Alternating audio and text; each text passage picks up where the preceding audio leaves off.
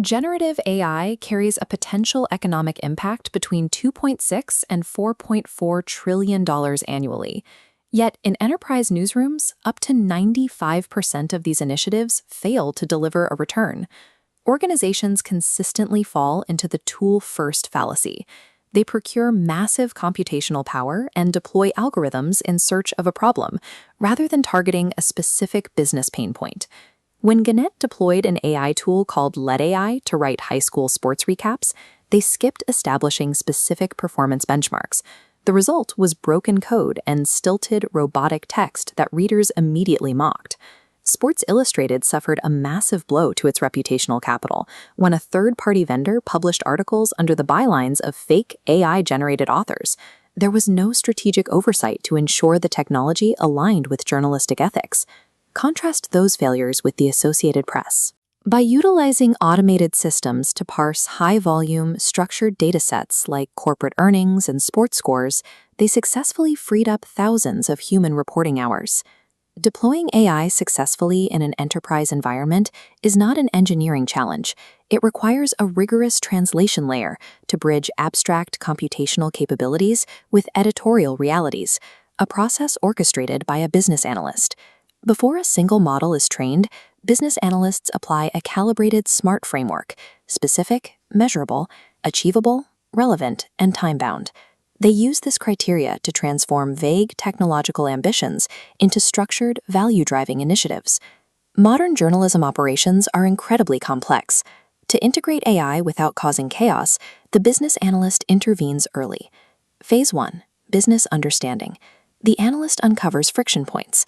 The SMART criteria then locks in scope. Specific names the model task. Measurable connects technical accuracy to hard business impacts.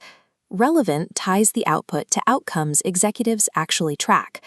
By asking precise questions early, the analyst surfaces invisible risks: algorithmic bias, data privacy concerns, or hallucination potential, building constraints before they become legal liabilities. Phase 1 acts as a strict operational gate. It converts a messy, hype-driven mandate into an execution-ready goal that dictates the entire engineering pipeline. With the goal defined, the pipeline advances to Phase 2, data understanding, and Phase 3, data preparation. An AI initiative is only achievable if the underlying data architecture and infrastructure can support it. The garbage in, garbage out principle is absolute. Models collapse when they are trained on scattered, uncontextualized spreadsheets instead of clean, structured datasets. Acting as a data BA, the analyst audits the volume, variety, and cleanliness of training data. This preparation phase frequently consumes up to 80% of the total project timeline. If data limitations are severe, a mandatory feedback loop is triggered. The analyst forces the team back to Phase 1 to adjust the SMART goal. Achievability dictates the limits of innovation. A news agency simply cannot implement a sophisticated subscriber recommendation engine without a fully digitized, clean historical archive. Even with perfect data, AI integration faces a severe operational tension. Engineering's drive to deploy models quickly collides with editorial's mandate to protect brand trust. To synchronize interests, the analyst maps influence using a stakeholder matrix. For technical teams, an operational strategy focuses on security. For journalists, a responsive strategy acknowledges workflow concerns. For the public, a strategic approach clearly signals ethical boundaries. Through this mapping, analysts identify bridge actors, individuals trusted across departmental silos who can champion the initiative and drive actual, ground-level adoption in the newsroom. Without this targeted discourse, perfectly engineered models will face internal newsroom rejection or external public backlash, instantly negating their value. The lifecycle now enters Phase 4, model development, and Phase 5, model evaluation. The SMART metrics defined back in Phase 1 become the strict, non-negotiable tuning parameters that guide the engineering team's work. The analyst executes a go-no-go decision by auditing the model's output against the specific criteria established.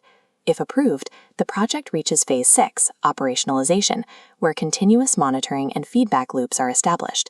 To benchmark precise value realization, we use an ROI calculation. The analyst tracks obvious software costs alongside hidden indirect costs like change management, weighing these against tangible business benefits like hours saved and measurable subscriber retention.